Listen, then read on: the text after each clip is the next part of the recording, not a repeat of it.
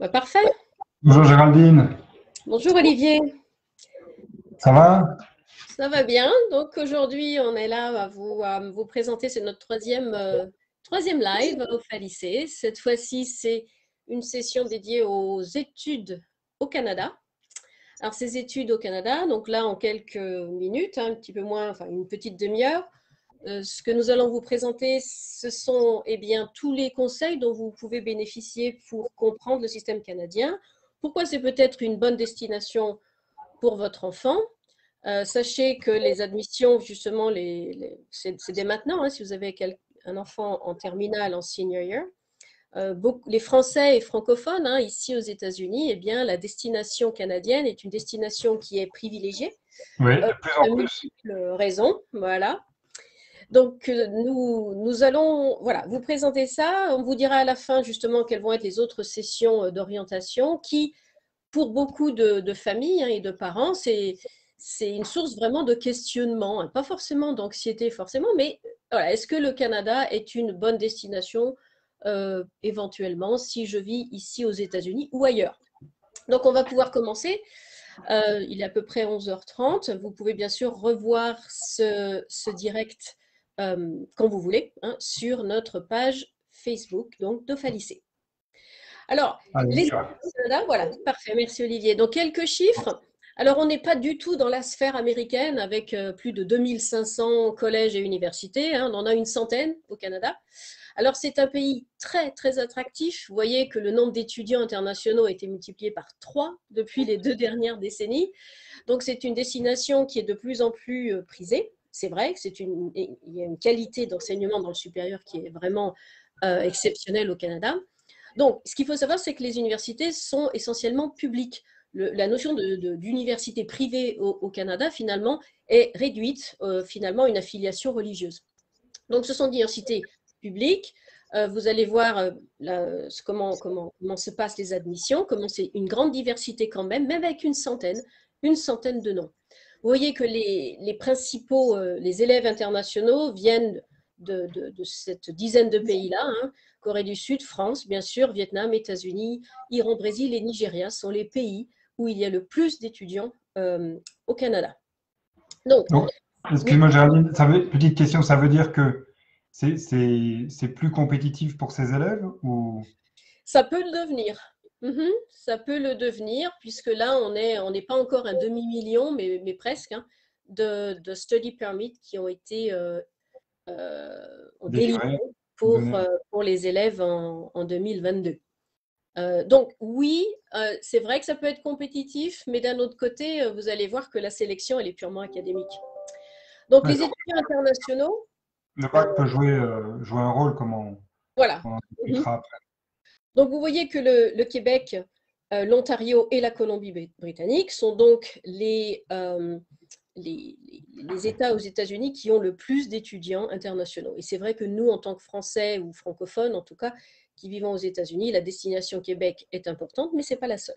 Bien sûr, tous les autres territoires que vous voyez, hein, Yukon, Terre-Neuve ou Saskatchewan ou Manitoba ou autres, bien sûr que ce sont des destinations moins prisées parce qu'il y a moins de grandes villes, moins d'universités comme vous le trouvez en Colombie-Britannique, en Ontario ou au Québec, mais c'est un pays finalement pour une centaine d'universités qui est extrêmement attractif et intéressant. Et on va voir comment, justement, comment faciliter cette admission, comment vous comprendre mieux et évaluer les chances de votre enfant. Alors, si on passe donc à la suite, donc des procédures très différentes finalement en fonction de chaque province.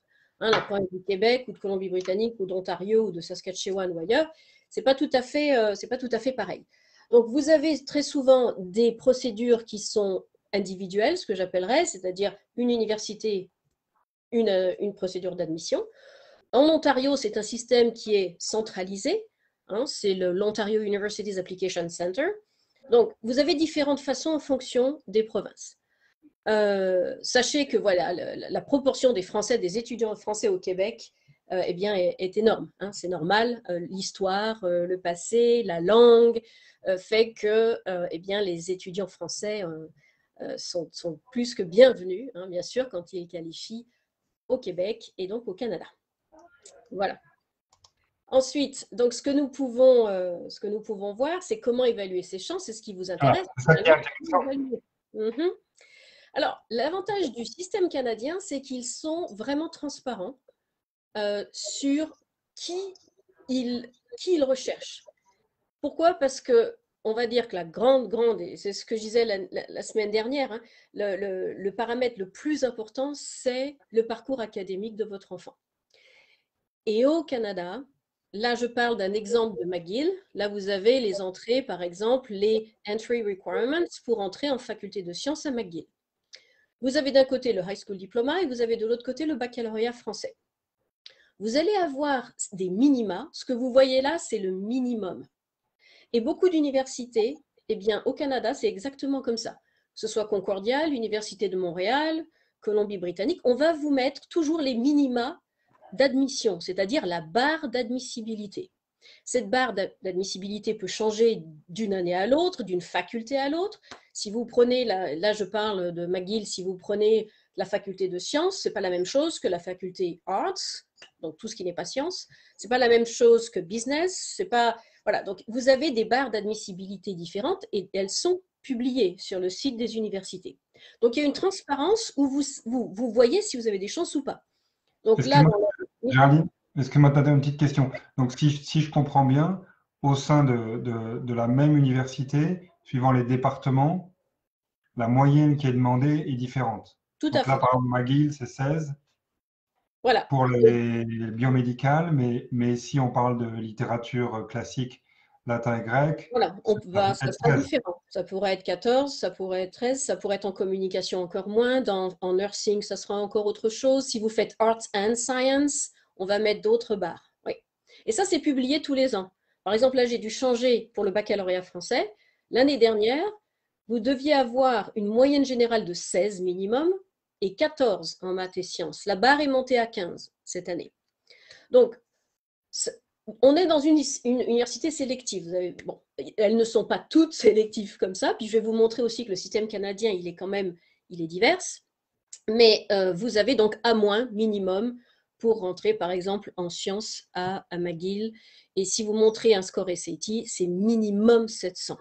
Donc 700 ne vous garantit pas, elle vous garantit que vous allez rentrer, on va dire, dans les admissibles. Et en fonction du nombre d'élèves qui postulent, vous avez plus ou moins de chance en fonction de vos scores.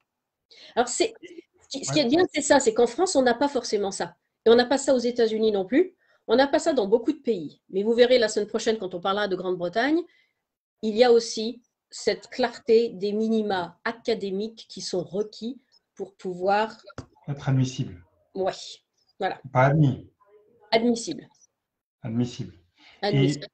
Et, et pour nos élèves d'OFA lycée qui sont entre high school diploma et baccalauréat français, est-ce que tu crois qu'il y a une sorte de compound entre, tu vois, s'ils ont un 16 ici et puis de l'autre côté, de très bonnes notes SAT, enfin, est-ce qu'il y a une compensation qui peut se faire? Oui, ce que nous voyons maintenant et ce que j'ai pu voir dans le passé, plus de chance avec le baccalauréat français.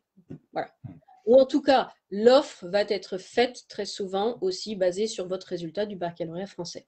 Attention, vous avez tous les ans, vous avez vu, hein, les États-Unis, c'est l'un des pays justement les plus représentés en tant qu'élèves internationaux au Canada, mais le baccalauréat français reste quand même, on va dire, Un une- atout.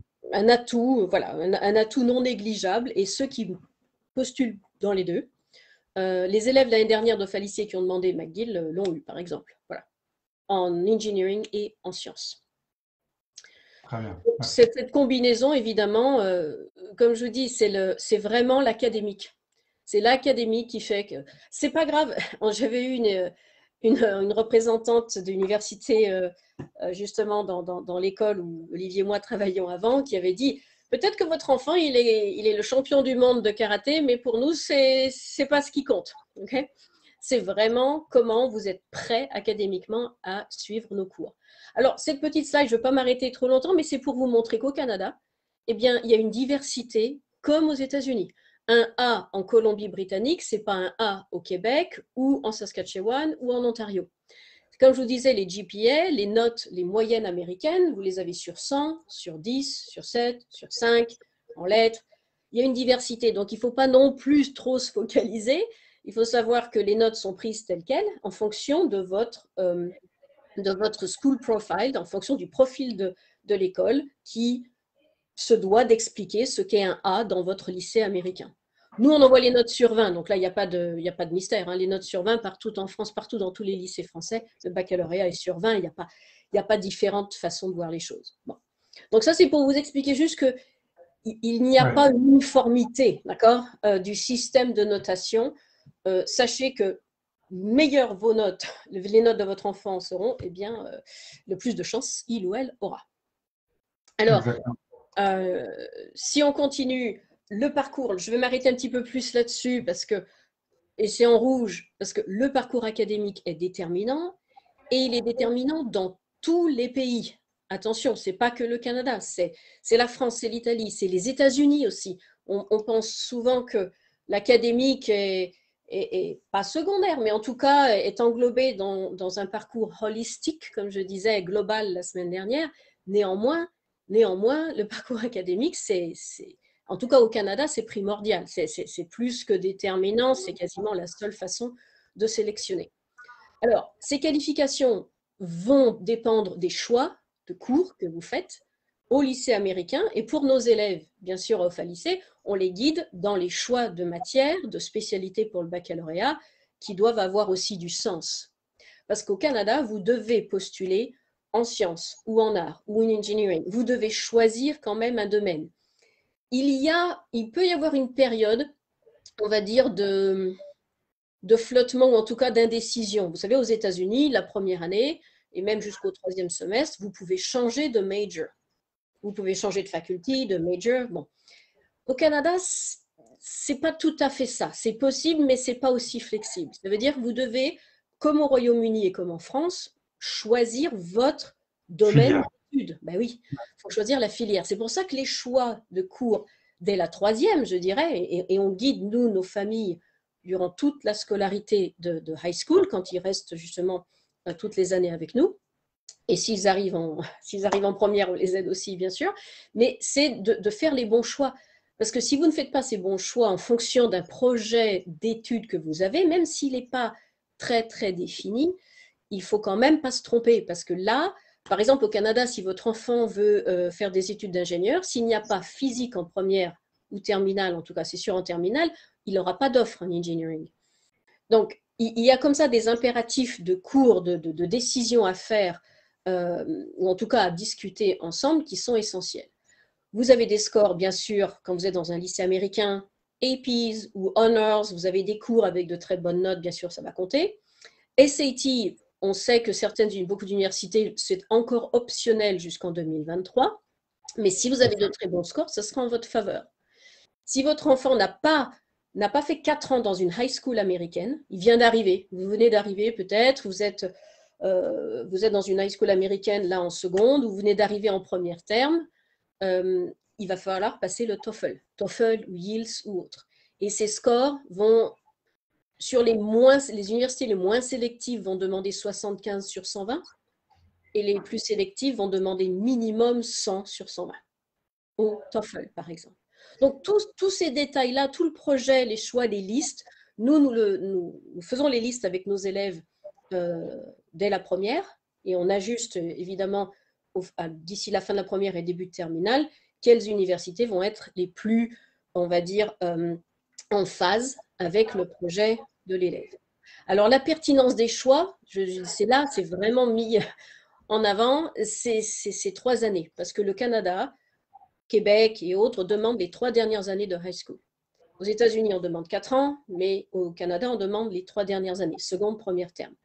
Bien sûr, seconde compte puisqu'ils le demandent, mais c'est surtout première et terminale. C'est les 2 années du bac, c'est les dernières années de high school diploma où justement c'est là où vous avez vos cours les plus avancés qui vont compter le plus. Alors il peut y avoir... Si j'arrive au FA lycée en première, est-ce que c'est un inconvénient? Non, il n'y a pas de problème. S'il n'y a pas de bulletin de seconde. De toute façon, nous, ce qu'on demande à tous nos élèves qui sont en première et qui veulent passer le baccalauréat, c'est de toute façon, il faut qu'on ait leur report card, leur transcript de seconde. Hein. En fonction de ça, bien sûr, et de nos résultats en parallèle, parce qu'il faut savoir qu'au lycée, on n'évalue pas, on ne n'aide pas en orientation les élèves pour le bac français, mais c'est dans leur profil entier, c'est-à-dire parcours américain et parcours français, parce qu'on sait que les deux donnent énormément de poids aux applications. Le fait de dire que votre enfant va avoir 2 diplômes de fin d'études secondaires, c'est sûr que c'est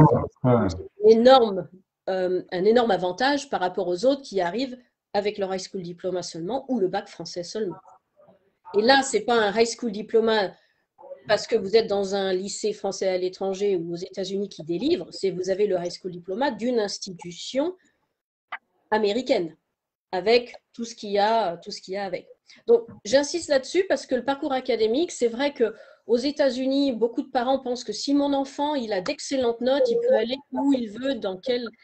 C'est pas le cas aux États-Unis. Aux États-Unis, le parcours académique sera essentiel, mais ce qu'il va faire en dehors sera essentiel aussi. Et c'est le pays qui va mettre, on va dire, presque à égalité, autant d'importance sur l'académique que le non académique. C'est pas le cas du tout. C'est pas le cas au Canada. D'ailleurs, il y a pas, dans beaucoup d'universités, il n'y a pas d'essai. McGill, il n'y a pas d'essai pour entrer à McGill, par exemple.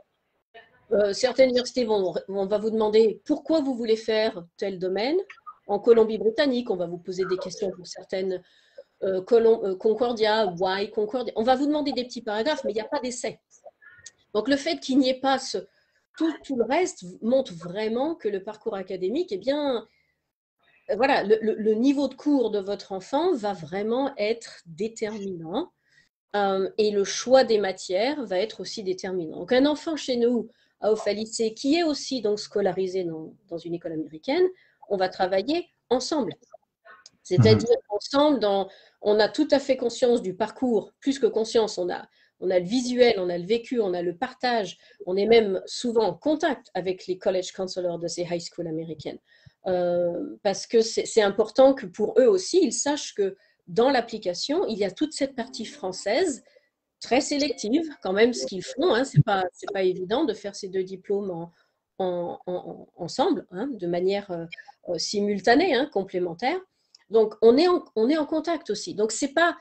Voilà, c'est un travail d'équipe. C'est un travail d'équipe et l'orientation, c'est vraiment un travail d'équipe entre les familles, l'école américaine, nous. Alors, nous, on devient quasiment une école, la première école pour ceux qui ne veulent pas aller aux États-Unis. Par exemple, vous voulez aller au Canada français, même en Grande-Bretagne, en UK, nos élèves, et j'en parlerai la semaine prochaine, leurs offres l'année dernière eh bien, ont été faites sur le baccalauréat français plus que sur le high school diploma. Bon, la France, il va sans dire que sur Parcoursup, évidemment, montrer que vous passez le baccalauréat français, c'est un énorme atout pour les programmes. Oui, donc au lycée est utilisé par nos élèves, Oui. certains pays, comme la première source pour convaincre. Oui, c'est ce qu'on a vu cette année, je peux le dire, au moins quand on a eu les réponses, ceux qui font des offres comme Grande-Bretagne, et j'en pourrai en parler plus longuement jeudi prochain, c'était des offres en effet sur les résultats du bac français. Alors, encore une fois, nous, on est là aussi au lycée. Tout ce parcours, ce qu'on vous explique dans ces sessions d'orientation et de compréhension des systèmes universitaires un petit peu des deux côtés de l'Atlantique, eh bien, pour nous, ça fait partie justement du programme. On ne donne pas que des cours. Comme on est une école, eh bien, l'école que nous avons formée, c'est inclus aussi ce parcours orientation qui n'est pas que global. On travaille vraiment one-on-one avec les familles aussi. Donc, c'est une énorme plus-value justement parce que dans les high schools américaines, si vous demandez le détail de comment ça se passe au Canada, comment ça se passe en Irlande, au Royaume-Uni, en France et ailleurs, très souvent les élèves restent un petit peu sur leur faim. Et c'est là où nous, on vient compléter et on vient apporter cet énorme avantage de montrer justement le challenge académique de nos élèves. Parce que ça, c'est vraiment le challenge qui est évalué. Et excuse-moi une petite question parce qu'elle revient souvent et j'en profite pour te la poser maintenant. Si je ne suis pas élève à Offa Lycée, est-ce que je peux quand même avoir accès à toute cette partie de conseil d'orientation? Alors, Bonne question. Alors, ce que nous faisons, nous, donc tous nos élèves bénéficient de tout ça, c'est gratuit, hein, c'est inclus. Hein, tout ce travail-là sur 4 ans fait partie des frais de scolarité. En dehors, eh bien, nous sommes partenaires aussi avec une collègue qui vit sur la côte ouest, qui est Sixtine Gontier, qui est partenaire avec nous et qui va s'occuper que moi, en tout cas, moi, Olivier, enfin toute l'équipe, quand des parents nous demandent qui ne sont pas ophalisés, mais qui demandent de l'aide, à ce moment-là, on a une conversation, mais ils sont redirigés vers notre collègue qui peut s'occuper de manière indépendante des élèves qui ne sont pas ophalisés. Voilà. Merci. Merci. Alors, on passe à la suite. Alors, comment sélectionner à quoi faut-il faire attention? Et ça, c'est valable pour tous les pays. Pour tous les pays, vous allez regarder le lieu. Une grande ville, pas grande ville, une énorme université, il y a 30 000 élèves ou il y en a 5 000. Vous allez regarder finalement où ça se trouve. C'est à 5 heures de voiture de chez moi ou c'est à 5 heures d'avion. Vous allez regarder le lieu et faire en sorte qu'il y ait une diversité quand même. Parce que, comment sélectionner son université? Voilà, comment sélectionner son université? Quels sont les 4 paramètres là, qui sont devant vous en image avec quelques petits mots. Le lieu, vous avez beaucoup d'enfants qui disent « Oui, moi, je veux aller, ça ne me dérange pas, je vais aller en Colombie-Britannique, c'est 5-6 heures d'avion, pas de problème, pas de problème. » Puis arrivé le jour où il faut prendre la décision, il y en a pas mal qui se disent « Mince, je ne sais pas trop. Finalement, c'est peut-être pas si mal si je suis à quelques heures de voiture. » Donc, écoutez votre enfant quand il veut aller très loin ou pas très loin, mais ayez l'éventail des lieux quand même. Hein, même s'il dit je ne veux pas du tout être là, quand même, il vaut mieux avoir plus de choix que moins de choix parce que les enfants, en 2 mois, ils peuvent vous jurer qu'ils n'iront pas à un endroit et veulent absolument y aller après. Donc ça, c'est anticipé, mais nous, on discute bien sûr de tout ça. Alors les offres académiques, c'est important. Vous allez regarder les programmes. Vous allez regarder si dans les programmes telle faculty, vous avez par exemple 10 bachelors différents, X cours, ou alors si c'est une faculté, une université qui est beaucoup plus orientée vers les sciences, beaucoup plus orientée vers le business ou arts. Regardez la taille des programmes, les accords avec les études d'université à l'étranger. Le Canada n'a aucun problème. Hein. Si n'importe quelle université où vous êtes au Canada, vous pouvez aller faire un semestre, à mon avis, où vous voulez dans le monde. J'ai même eu une élève une fois qui voulait aller en France où il n'y avait pas encore un partenariat avec l'université en province. Elle l'a créé en fait. Elle a écrit. Oui, elle a écrit à l'université. Ils se sont mis en relation avec celle du Canada. Donc partout, ne vous inquiétez pas, mais quand même regardez les accords qui existent déjà. Parfois, vous avez des accords de double diplôme aussi. Vous êtes au Canada, mais vous pouvez avoir le diplôme d'un autre pays. Donc tous ces détails-là, nous, c'est ça qu'on met en avant quand on voit un profil d'élève qui pourrait bien être un bon match avec tel ou tel programme, on aide. Donc les offres académiques, regardez la sélection, évidemment, ce dont on a parlé tout à l'heure, là, il y a un système quand même transparent au Canada, eh bien, il faut faire son travail, comme on dit, son homework, pour dire, voilà, c'est ça les minima. Bon, bah, je suis devant une réalité. Si on demande minimum 14 et que j'ai 10 ou 12, bon, peut-être qu'il faut que je revoie quand même ma liste. C'est pareil pour les notes américaines. Minimum B+, minimum B-. Si ce n'est pas ça, bon, bah, votre chance d'être admissible diminue. Le budget, alors il y a un cas particulier du Québec, bien sûr, pour les Français. On va en parler dans je crois, la dernière slide. Il y a beaucoup de bourses qui sont disponibles quand même pour les étudiants étrangers. Des bourses sont au mérite, c'est-à-dire que voilà, le mérite, hein, c'est souvent les notes. Vous avez atteint telle ou telle note, vous pouvez qualifier pour avoir des bourses de mérite. Campus Life, alors là, on rejoint le monde américain. On ne va pas forcément parler de Campus Life quand vous êtes en France, par exemple, mais pas de la même manière qu'on parle en Amérique du Nord. Là, vous avez une photo de l'université canadienne, hein, et vous avez en ville. Vous êtes dans une urban campus, ou alors si vous êtes à Sherbrooke, vous allez être en dehors de la ville. Enfin, c'est la ville, mais vous aurez un autre type de campus. Si vous êtes en Colombie-Britannique, ça sera différent. Si vous êtes à l'université de Toronto, ce n'est pas la même taille non plus d'être au sein de la ville de Toronto. Ottawa va être différent, different vibe. Donc, la taille, la taille, même si la taille, pour beaucoup d'élèves, ce n'est pas un problème. Ce n'est pas parce que vous avez une université de 20 ou 30 000 personnes que vous êtes tous les jours au milieu de 20 ou 30 000 personnes. En fait, vous appartenez à une faculty, vous avez un major, et même des universités où vous avez, je ne sais pas, 30 000 élèves, vous pouvez avoir des classes de 40, 50, vous n'avez pas forcément des centaines. Donc, il faut aussi relativiser et visiter. Alors, visite virtuelle, visite en personne, puisqu'elles ont recommencé déjà depuis quelques mois. Donc, ça, c'est bien d'aller voir. Maintenant, votre perçu lors d'une visite, ce n'est pas la même chose que quand vous savez que vous êtes admis aussi. Donc, mais il faut y aller quand même. Il faut quand même le plus visiter. Si vous ne pouvez pas, il y a beaucoup de visites virtuelles maintenant qui sont offertes sur les sites. Regardez les sports, les clubs. Alors en Amérique du Nord, vous n'avez pas trop de problèmes, hein, il y aura beaucoup d'activités. Et vous pourrez trouver des campus, comme en Colombie-Britannique à University of British Columbia. Vous allez avoir des campus qui vont fortement ressembler à des campus américains. Stade, stadium, salle, etc. Enfin, c'est pas la même chose que McGill, là, en plein centre-ville. Donc, tous ces paramètres de lieu, d'offre, de budget et de campus life, c'est la même chose si on parle des États-Unis, de la France, de l'Angleterre, enfin, partout. Donc, ouais, bon, tu disais qu'en France, quand on est français, le budget, c'est combien une université française juste pour, enfin, parce que moi je sais qu'à la Sorbonne c'était 300, oui, 300 c'est ça. euros. C'est ça, on est un peu plus, je crois que c'est 380. Si vous n'êtes pas français, la licence maintenant est bien sûr plus chère. Il y a des tarifs étrangers maintenant qui sont différents, mais vous êtes français, oui, on est dans les 300, entre 300 et 400 euros l'année. L'année pour l'inscription à l'université en France. Vous allez avoir le maximum, va être dans les 10, 12, 13, peut-être 15 000 euros, grand maximum, hein, pour des écoles de commerce ou d'autres écoles qui sont aussi sélectives et privées. Vous allez être dans cette zone-là. D'accord. Mais entre 300 et 12 000, quoi. C'est assez convaincant, 380 euros. Voilà, 300, 400, je n'ai pas regardé cette année, mais c'est ça. Alors justement, parlons d'argent, les frais de scolarité, parce que c'est quand même important en tant que parent.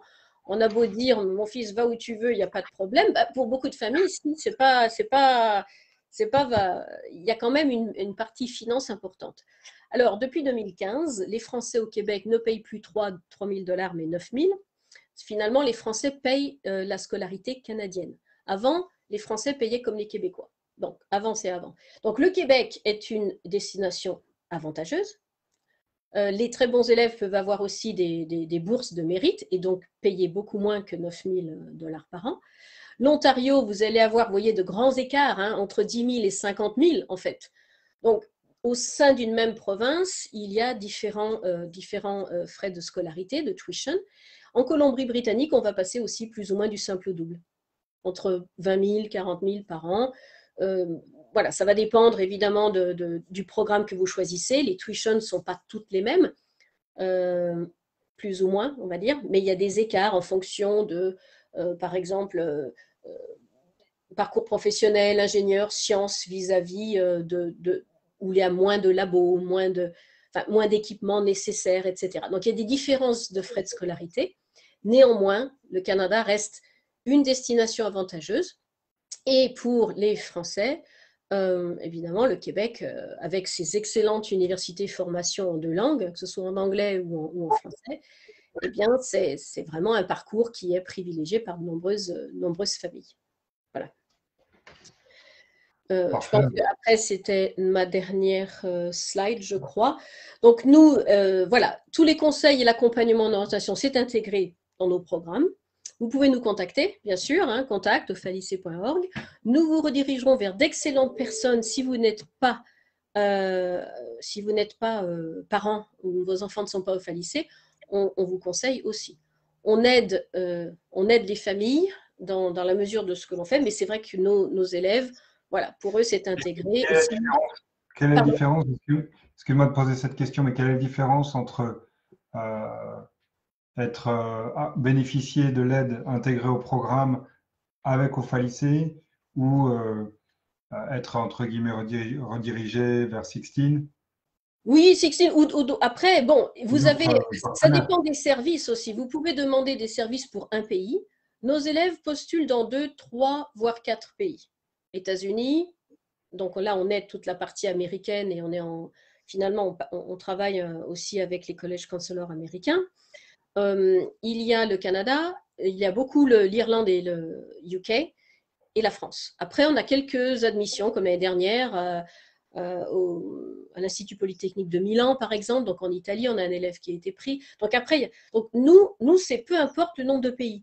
Parce que si vous demandez un conseil pour un pays, peut-être qu'en quelques centaines de dollars, vous allez trouver le suivi que vous voulez.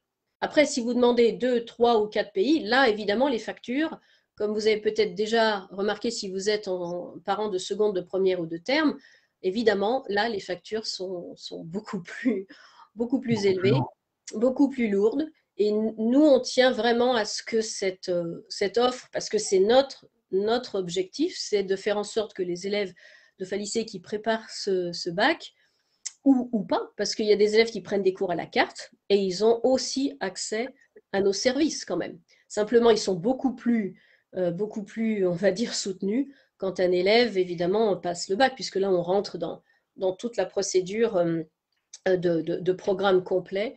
Et là, finalement, nous, on ne compte pas les heures. Ou les heures ou le travail que l'on fait en one-on-one avec chaque famille. Donc, c'est un énorme avantage. Je vous invite à voir ce qu'est justement l'orientation internationale sur l'avantage que cela a finalement d'être avec nous, que vous passiez le bac ou pas, puisqu'on a des élèves qui sont avec nous pour 2 ou 3 cours, hein, pour qui le bac c'est peut-être too much, oui, c'est peut-être pas la bonne chose en tout cas à faire. Ils préfèrent se focaliser sur le système américain et nous on est un supplément, mais pas un supplément complet français.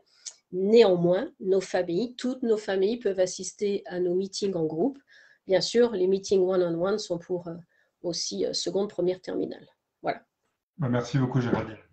Voilà, donc. Moi, je vais devoir vous quitter. Oui. Parce que j'ai le book club Opa Lycée pour la communauté. Très bien, très bien. Ça a été un plaisir. Il faut venir. Et puis, donc, je vous dis à la semaine prochaine. À la semaine prochaine pour la session sur the UK system. Comment évaluer une candidature, voilà. Comment évaluer sa candidature au Royaume-Uni. À très bientôt. Bonne fin de semaine. À très bientôt. Merci beaucoup. À bientôt à tous.